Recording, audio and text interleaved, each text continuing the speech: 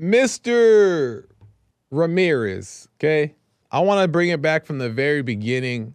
According to Wikipedia, I got this from Wikipedia and a couple other sources.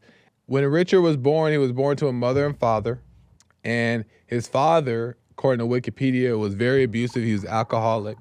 In his rage, in his fits, he would beat the family, right? Richard was the youngest of 6. He would also beat Richard unconscious.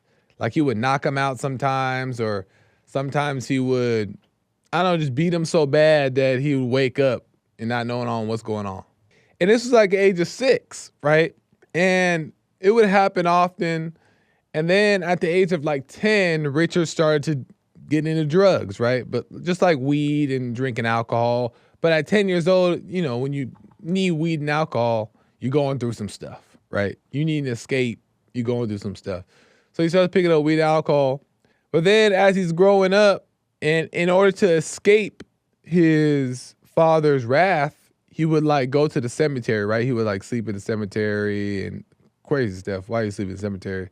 If you got to go to the cemetery for refuge, you know some stuff going on.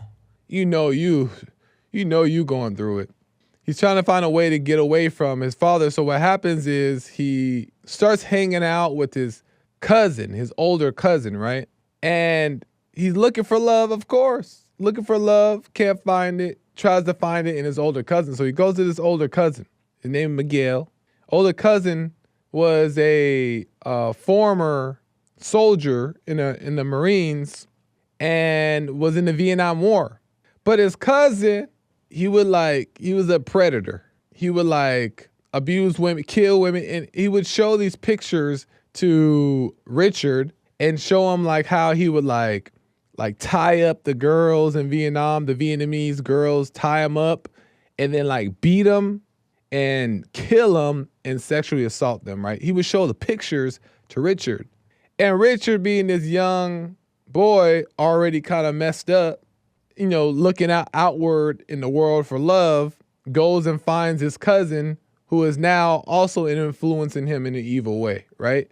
So Richard looks at these photos according to reports, and instead of him being like surprised and shocked and like disgusted by these photos, he more is fascinated, right? He's more intrigued by them. Like they do, you know, he gets more excited about them. So what happens is as this relationship goes between his cousin and Richard, his cousin starts teaching him, you know, how to kill and how to, and not for the sense of being a killer, but he's teaching him how to kill. He's teaching him his ways in Vietnam, and Richard's learning how to, you know, kill, be a killer. And fast forward, one day Richard is in the cemetery, right? Just hanging out with his homies, the dead. And he sees from a distance his cousin Miguel with his wife, right? They're arguing. And as they're arguing, Miguel pulls out a gun and shoots his wife in the face. Boom. Richard sees it. And instead of Richard being shocked, what does he get? It amuses him. He gets some type of satisfaction from it. Like he gets excited about it again. So all this, keep in mind that all this is happening while he's still at home, being, you know, dealing with his father, while he's doing these drugs, while he's fascinated with these images that his cousin is showing him, while he's hanging out with his cousin, whose cousin obviously got issues himself. And then, you know, he's getting caught up in this stuff. So cousin goes to jail, and now Richard's back by himself.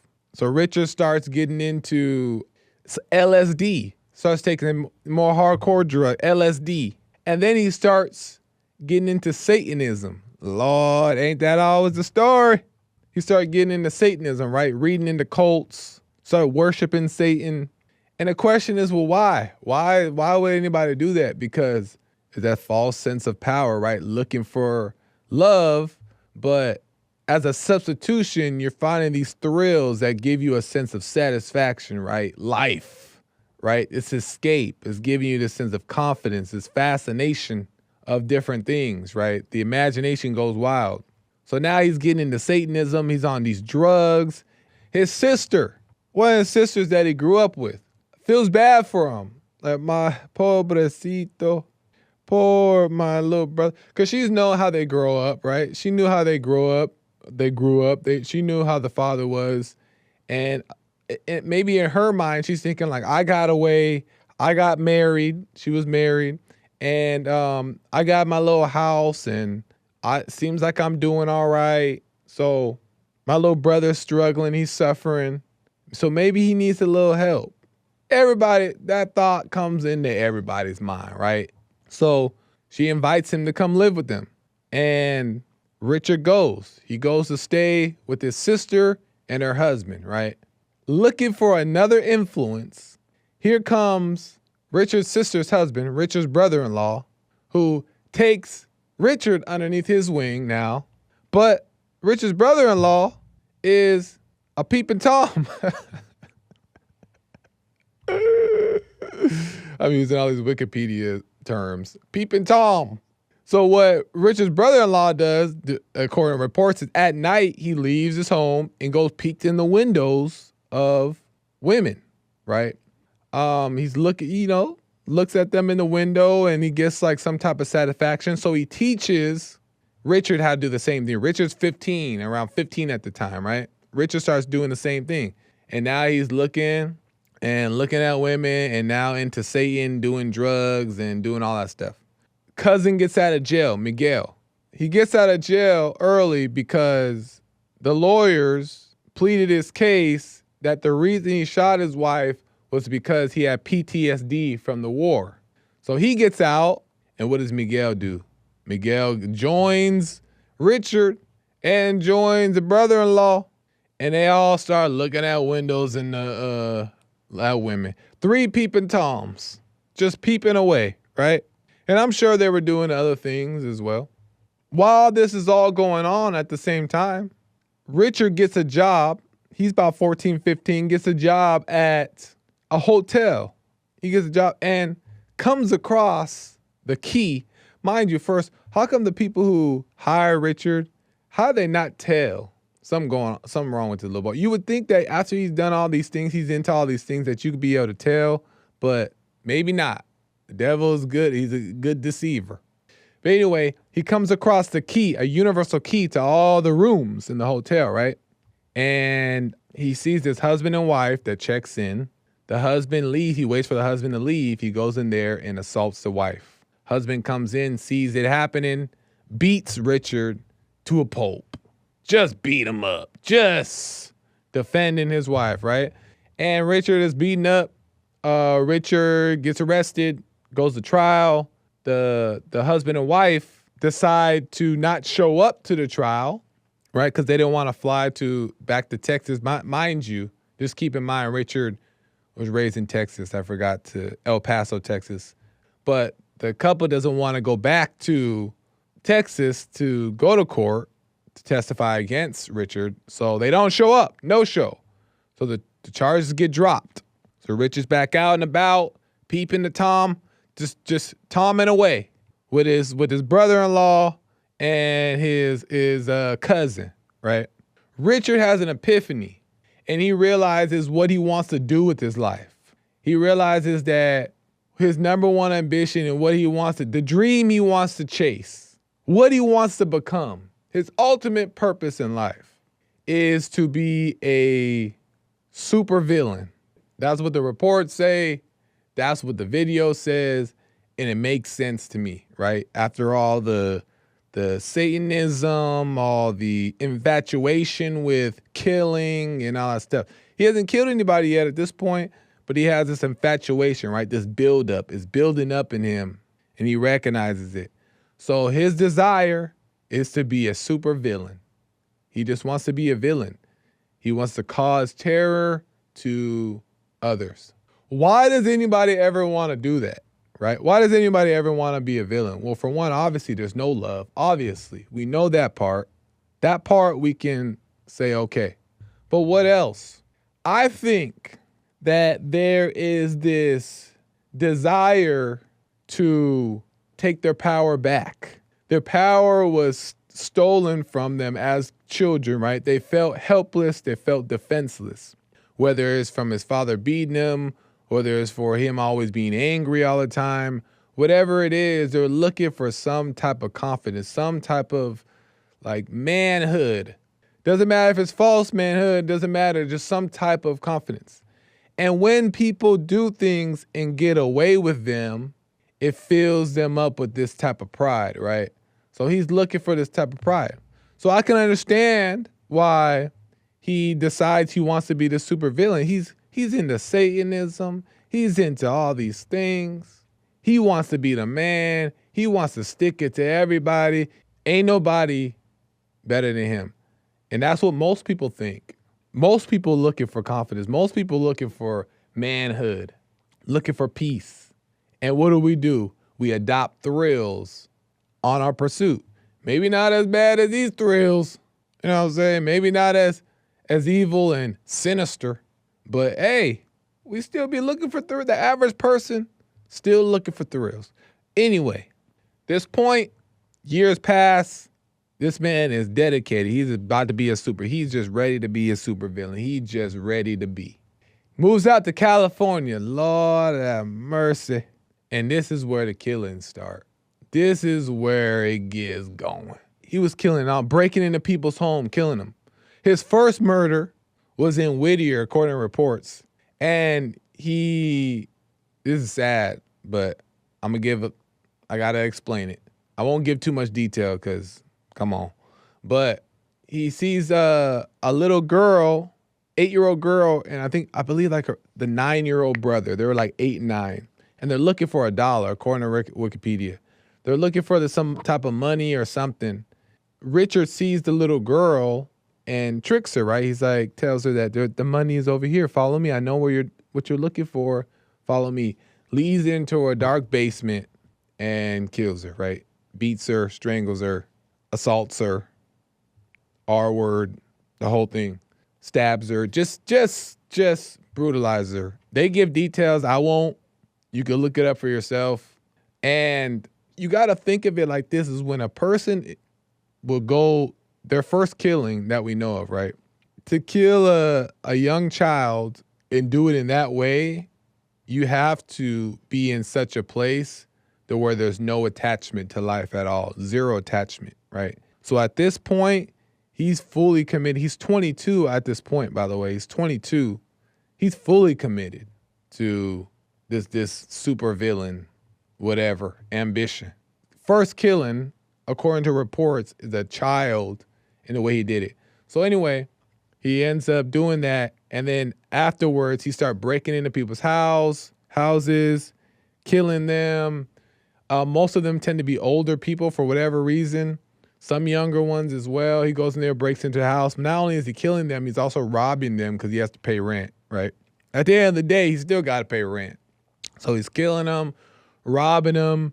And the second, another person, I don't know about the second, but another person he kills, he breaks into their house, the husband and wife. He shoots the husband dead, right, in their bed at night. And then he ties the wife up and makes the wife swear to Satan or something that she would tell him where all the prized possessions are, so you can steal them and sell them, right? So she does that. She breaks away. This is what's interesting. She breaks away from her, I don't know, whatever is holding her bound. She breaks away, grabs the shotgun, points it at Richard. He about to die. This is the end for Richard right here, right? She shoots the shotgun and it wasn't loaded. There was no bullets in it. I thought that was an interesting point. Reason why is because why was Richard's life spared? He's this killer. He's this murderer. He's this evil man that wants to just bring pain to the world. Why was that opportunity not taken? Why was his life spared? Who spared his life? Was it God? Was it Satan? Does Satan also protect his children? Or was it in the will of God for Richard to not die yet? What is it? Right? It could be a lot of different things. So his life is spared. So then he goes on, guess what? Kills more people, kills more. And Doesn't stop. He then gets caught. How he gets caught is he goes to Arizona, he leaves California. He's starting to see that people are starting to pick up on these killings, right? He's getting away with them. And mind you, when he's getting away with them, it's filling him up with pride, right? He's feeling like he's really good at what he's doing, right? So he's feeling good. And you could tell he's feeling good because if you see some of the videos of him in court, he has this ego about him, right? And not this ego where it's like, I'm evil type of ego. It's more this ego of like him feeling good about himself. Like feeling good about himself as if like it's a game and he's winning it. But anyway, he flees to Arizona. They see his face on TV. Hispanic ladies are like, oh, that's the man. And he gets scared and runs away, tries to steal a car from somebody. One of the neighbors see it, and the guy comes out and starts trying to beat him up. And then he flees away, and then another neighbor comes to try to fight him. So they eventually get him down. They pin him down, and the police come, take him away. Boom. He goes to court. Obviously, they convict him for murder. They find all the evidence, and he gets the death penalty. And on his way out, he says, hey, big deal. Death always went with the territory. I'll see you in Disneyland. So that was his attitude. A few things that I want to say about this. First, you got to understand that this man was checked out way early on. He checked out way early on. As a child, he checked out, right? He became detached from life, and not in a good way, right? And that's why I say I don't think that he was just like this personal vendetta to hurt anybody. It was just that he wanted to feel this type of manhood, this type of pride. That's what it came down to, due to the way he was upbringing. Now, that's not an excuse. As a grown adult, he knew his behavior, and he still chose to go along with it. And I'm not justifying that at all. He deserved to be in jail. But he does not deserve to be judged, is my point. Will we still judge people? It happens. Do people judge? They judge. But it doesn't make it okay because he's done these things. Now, like I said, people do this stuff. They kill, they murder, they ruin people's lives. They do crazy things. Evil exists. It's there. We know that, right? But if that's the case, why does God still tell us to love our enemies? Why? Why does God still tell us to love our enemies? Love the enemies. What are enemies? Enemies are the ones that do evil things, destroy your life, try to take your life from you, turn on you, stab you in the back. But why does God command us still to love our enemies? There has to be a reason. And I come to the understanding is that like, we don't mean that we hang out with them, skip to my loo. It doesn't mean that stuff. He deserves to be in jail. He also died in jail, I think of like cancer or something. He didn't even make it to his execution. He died of like cancer or some kind of stuff, right? At 53. Doesn't mean he doesn't deserve to be there. He should be in jail and maybe deserving of the execution. Maybe deserving of it, but he does not deserve to be judged. That's the tricky part that most people think they get away with. We all do it, all of us think that we get away with judging. But judging is doing the same exact thing. Judging is already killing the person in the mind, right? You want death. You wish death upon this person. You wish it's the same exact thing. It's coming from where? It's coming from evil. It's coming from hate. It's coming from a lack of understanding. We have no right to judge. Judgment is hate. That makes us no different. It makes us just as evil.